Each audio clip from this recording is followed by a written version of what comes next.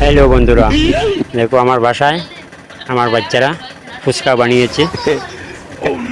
ফুচকা বানিয়ে আমাকে আর ওর মাকে খাওয়াচ্ছে।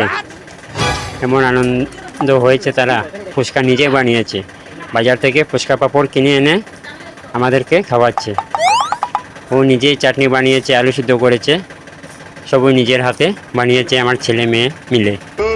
আপনারা যদি খেতে ইচ্ছা হয় আমার বাসায় আসুন, খেয়ে যাবেন আমার বাচ্চার হাতের ফুচকা। অনেক স্বাদ হয়েছে, আমিও খেয়েছি, খুব স্বাদ হয়েছে।